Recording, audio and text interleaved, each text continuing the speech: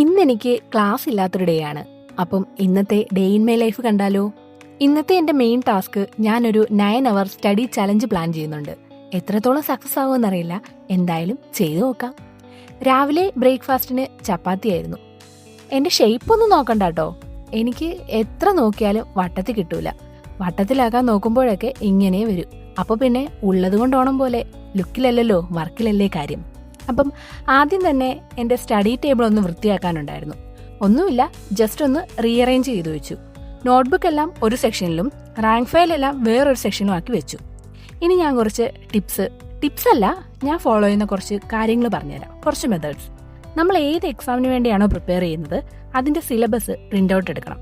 ഫോണിലുണ്ടെന്ന് പറഞ്ഞിട്ട് കാര്യമില്ല, print out എടുത്ത് തന്നെ വെക്കണം. ഇപ്പം മെയിനായിട്ട് ഇനി വരാൻ പോകുന്ന 2 എക്സാമാണ്. ഒന്ന് 10th പ്രിലിംസ് എക്സാമും ഡിഗ്രി മെയിൻസ് എക്സാമും. എൻ്റെ ഇപ്പോൾ ഇരിക്കുന്ന സിലബസും അതിൻ്റെ രണ്ടിൻ്റെയാണ്. കേരള PSCയുടെ ഏറ്റവും ചെറിയ സിലബസാണ് ഈ 10th പ്രിലിംസിൻ്റേത്. നമ്മളെപ്പോഴും സിലബസ് ഫോളോ ചെയ്ത് വേണം പഠിക്കാൻ. സിലബസിലെ ടോപ്പിക് എല്ലാം കംപ്ലീറ്റ് പഠിച്ചു കഴിഞ്ഞാൽ നിങ്ങൾക്ക് വേറെ ടോപ്പിക്ക് വേണേ പഠിക്കാം കേട്ടോ. അല്ലാതെ വാരി വലിച്ച് കുറേ കാര്യങ്ങൾ പഠിച്ചിട്ട് പ്രയോജനമൊന്നുമില്ല. ഇനി ഞാൻ ഈ റീസെൻ്റ് ആയിട്ട് ഫോളോ ചെയ്യുന്ന വേറൊരു കാര്യം പറയാം. ഈ ടു ഡു ലിസ്റ്റ് ഇല്ലേ, അതിൻ്റെ ഒരു അനിയനായിട്ടൊക്കെ വരും ഇത് കേട്ടോ. അതായത് ടു ഡു ലിസ്റ്റിൽ നമ്മൾ എന്താ ചെയ്യുന്നേ, നാളെ എന്തൊക്കെ കാര്യം ചെയ്യണം, അല്ലെങ്കിൽ ഇന്ന് എന്തൊക്കെ ചെയ്തു തീർക്കണം എന്നൊക്കെയല്ലേ ഒരു ലിസ്റ്റ് ഉണ്ടാക്കി വെക്കുന്നേ.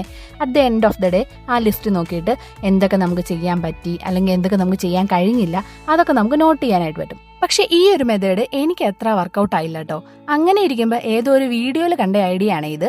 ഇതിലിപ്പോൾ എന്താ ചെയ്യുന്നതെന്ന് വെച്ചാൽ, ഒരു ബുക്ക് എടുക്കുക, അതത് ദിവസത്തെ ഡേറ്റ് ഇടുക, ആദ്യം സമയം നോട്ട് ചെയ്യുക, ആ ടൈമിൽ നമ്മൾ പഠിക്കാൻ പോകുന്ന ടോപ്പിക്ക് അല്ലെങ്കിൽ സബ്ജക്റ്റ് എഴുതുക.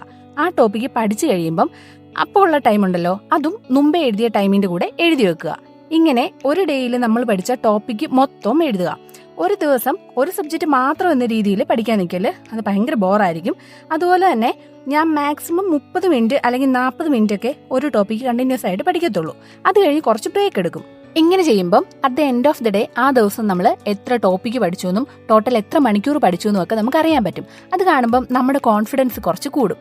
പിന്നൊരു കാര്യം, ഈ PSC ഫീൽഡിലുള്ളവരെല്ലാം തന്നെ ഈ ടെലിഗ്രാമിലോ വാട്സപ്പ് ഗ്രൂപ്പിൽ നിന്നോ ഒക്കെ കിട്ടുന്ന മെറ്റീരിയൽസ് ഒക്കെ യൂസ് ചെയ്യുന്നവരാണല്ലോ. ആ PDF ഒക്കെ പ്രിന്റ് എടുത്ത് വെച്ച് പഠിക്കുന്നതാണ് ഞാനിപ്പോൾ ചെയ്യുന്നത്. ഇത്രയും നാൾ ഫോണ് അല്ലെങ്കിൽ ലാപ്പൊക്കെ നോക്കിയായിരുന്നു ഞാനും പഠിക്കുന്നത്. പക്ഷേ ഇപ്പോൾ ഒരു കണ്ണാടിയൊക്കെ കൂട്ടിനായതിൽ പിന്നെ പ്രിന്റ് എടുത്ത് വെക്കാൻ തുടങ്ങി. മഴക്കാലം ആയാലും വെയിലായാലും നമ്മുടെ ബോഡി നല്ലപോലെ ഹൈഡ്രേറ്റ് ആയിട്ട് ഇരിക്കാൻ വേണ്ടി എപ്പോഴും ശ്രദ്ധിക്കണം. ഞാൻ ഡെയിലി മിനിമം 3 ലിറ്റർ വെള്ളം കുടിക്കാറുണ്ട്. കറക്റ്റ് ടൈമിൽ ഫുഡും വെള്ളവും ഉറക്കവും റെസ്റ്റും ഇതൊക്കെ നമുക്ക് അത്യാവശ്യമുള്ള കാര്യങ്ങളാണ്. ഇതൊന്നും കോംപ്രമൈസ് ചെയ്തിട്ടുള്ള ഒരു പരിപാടിക്കും എന്നെ കിട്ടത്തില്ല. പിന്നെ കണ്ടിന്യൂസ് ആയിട്ട് ഇങ്ങനെ ഇരുന്ന് പഠിക്കാതെ ഇടയ്ക്കൊക്കെ പുറത്തിറങ്ങി പ്രകൃതി ഭംഗിയൊക്കെ ഒന്ന് ആസ്വദിക്കണം. മഴയൊക്കെ കാണുമ്പം പുതച്ചുമൂടി ഉറങ്ങണമെന്നൊക്കെ വരുമെങ്കിലും പക്ഷേ ഇപ്പം നമുക്ക് ചലഞ്ച് കംപ്ലീറ്റ് ചെയ്യാനുണ്ട്. ഇപ്പോഴത്തെ PSCയുടെ ട്രെൻഡ് അനുസരിച്ച് ഏറ്റവും ഇമ്പോർട്ടൻ്റ് ആയിട്ടുള്ള കാര്യമാണ് SCERT NCERT ടെസ്റ്റുകൾ. 5ാം ക്ലാസ്സിൻ്റെ 6ാം ക്ലാസ്സിൻ്റെ 7ാം ക്ലാസ്സിൻ്റെ അത്രയും നോക്കിയില്ലെങ്കിലും 8, 9, 10 ക്ലാസ്സിലെ SCERTയുടെ സോഷ്യലിൻ്റെയും സയൻസിൻ്റെയും ടെക്സ്റ്റുകൾ മസ്റ്റായിട്ടും കവർ ചെയ്യണം. ഒറിജിനൽ ടെക്സ്റ്റ് തന്നെ കിട്ടുവാണെങ്കിൽ അതായിരിക്കും നല്ലത്. അത് കിട്ടാത്തതുകൊണ്ടാണ് ഞാനിങ്ങനെ വേറെ PDF ഒക്കെ പ്രിന്റ് എടുത്തേക്കുന്നത്. അതും അല്ലെങ്കിൽ പള്ളിക്കൂടത്തിൻ്റെ ലക്ഷ്യയുടെയൊക്കെ SCERT റാങ്ക് ഫയലും ഇപ്പോൾ അവൈലബിൾ ആണല്ലോ. ഇതിൻ്റെ കൂടെ ഏറ്റവും ഇമ്പോർട്ടൻ്റ് ആയിട്ടുള്ള ഒരു കാര്യമാണ് റിവിഷൻ.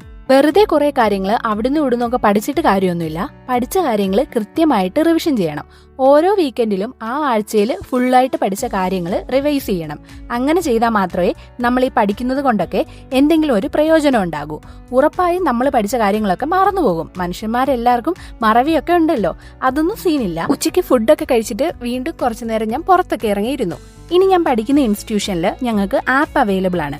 അതിൽ ഡെയിലി എക്സാംസും നോട്ടും ഒക്കെ അവൈലബിൾ ആണ്. SCERT ചാപ്റ്റർ വൈസ് ഒട്ടും അതിൻ്റെ തന്നെ മോക്ക് ടെസ്റ്റും ഉണ്ട്. ഓരോ ചാപ്റ്റർ പഠിച്ചു കഴിഞ്ഞിട്ട് അതിന്റെ മോക്ക് ടെസ്റ്റും ചെയ്യാൻ പറ്റും.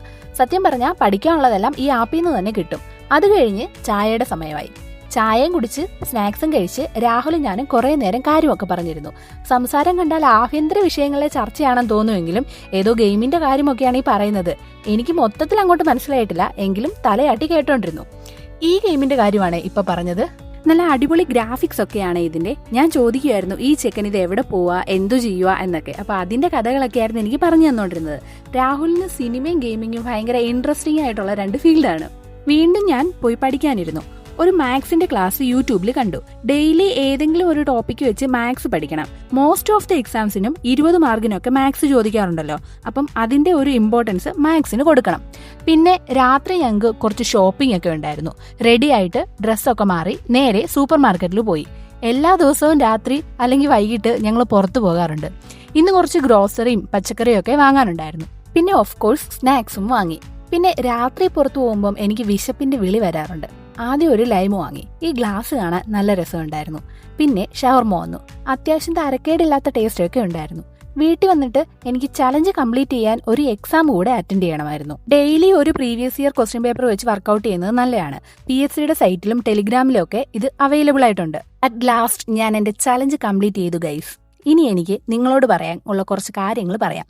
നമ്മൾ PSC അല്ലെങ്കിൽ UPSC അല്ലെങ്കിൽ ഏതെങ്കിലും ഒരു കോമ്പറ്റേറ്റീവ് എക്സാമിന് വേണ്ടി പ്രിപ്പയർ ചെയ്യുന്നവർ ഒരുപോലെ ഫേസ് ചെയ്യുന്ന കുറച്ച് ബുദ്ധിമുട്ടുകളുണ്ട്. നമ്മളിൽ പലർക്കും ഒരു കല്യാണത്തിനോ പാലുകാച്ചിനോ ഒക്കെ പോകാനായിട്ട് ബുദ്ധിമുട്ടുണ്ടായിരിക്കും. എന്തുകൊണ്ടാ? ഇഷ്ടമില്ലാഞ്ഞിട്ടല്ല. അവിടെ ചെല്ലുമ്പം ഓരോരുത്തർ ചോദിക്കുന്ന ചോദ്യം ഫേസ് ചെയ്യാനുള്ള മടികൊണ്ടാ. എങ്കിൽ നേരെ വന്നിട്ട് എന്തായി നിന്റെ പഠിത്തം അങ്ങനെയൊന്നും അല്ല ചോദിക്കുന്നേ. കുറെ നാൾ കൊണ്ട് PSCക്ക് പോകുന്നല്ലോ, ഒന്നും ആയില്ലേ, ലിസ്റ്റിൽ ഇല്ലേ, അതെന്താ ലിസ്റ്റിൽ ഇല്ലാത്തേ, ഇനി ലിസ്റ്റ് വരുത്തില്ലേ, ഇങ്ങനെ ഓരോ ചോദ്യങ്ങളാ. നമ്മളെ തളർത്താൻ നമ്മുടെ ചുറ്റിനും ഒരുപാട് പേര് കാണും. ആരും സപ്പോർട്ട് ചെയ്യാൻ വേണമെന്നൊന്നുമില്ല. നമുക്ക് നമ്മൾ തന്നെ മതി. നമുക്ക് ജോലി മേടിച്ച് ഇവർക്കൊക്കെ ഉള്ള മറുപടി കൊടുക്കാം.